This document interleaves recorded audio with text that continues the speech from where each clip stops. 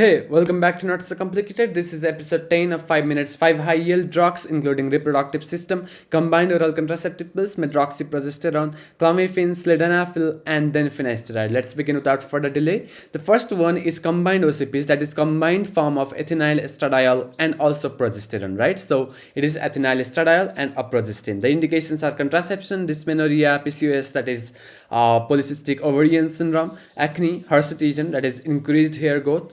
The mechanism of action is that it suppresses ovulation by inhibiting gonadotropin releasing hormone, FSH follicular stimulating hormone, and luteinizing hormone. It also thickens cervical mucus and thinning endometrium. The side effects are nausea, weight gain, mood changes, hypertension. Thus, we have to monitor blood pressure, thromboembolism, as in deep vein thrombosis, and also pulmonary embolism. The USMLE poll is that it is contraindicated in smokers greater than 35 years of age, history of DVT or estrogen-dependent cancers, as in breast cancer, because it increases estrogen levels. Also, we have to also break through bleeding common initially and monitor BP. And rifampin, it actually induces CYP450 enzyme, which is a microsomal enzyme that induces combined, like metabolism of combined OCPs, right? So it decreases efficacy. So we have to do the considerate uses in while using both of them. The other drug is medroxyprogesterone. It is just a progestin, not the combination form. So it is indicated in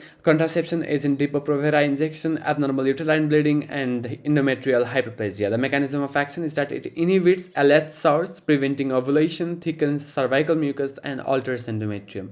The side effects are irregular bleeding, weight gain, bone density loss, that is reversible, and also mood changes. Anything that involves hormones like this includes mood changes or side effects, right? The USMLE poll is that we have to counsel on delayed return to fertility up to 18 months, not estrogen based. So it is safer in patients with DVT history, unlike combined OCPs, right? We have to also monitor for depression, bone loss risk limits, long-term use. So we have to recommend calcium or vitamin D uses. The other drug we have is clomiphene. It is SERM, that is selective estrogen receptor modulator. The indications are anovulatory infertility, as in PCOS, and ovulation induction. The mechanism of action is that it blocks estrogen receptors in hypothalamus, increasing GnRH, FSH, and LH, stimulating ovulation.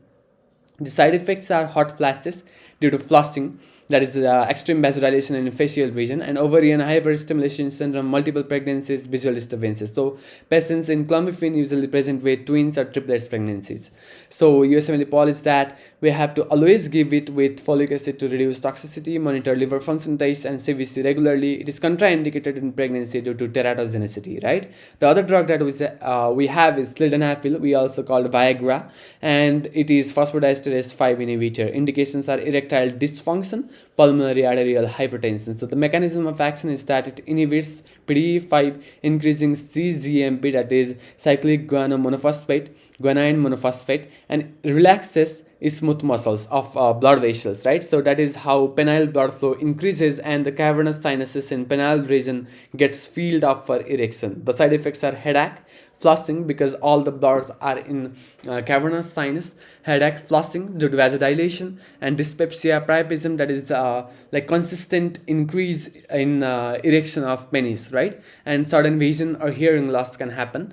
The USMLE poll is that it is contraindicated with nitrates, because nitrates also cause hypertension. So it will cause severe hypertension if they use both of these together. We have to take 30 to 60 minutes before sexual activity. Caution in cardiovascular disease and blue tinted vision is a unique side effect, right? So the other last one is finasteride. It is class it belongs to class 5 alpha reductase inhibitor. The indications are BPH, male pattern baldness.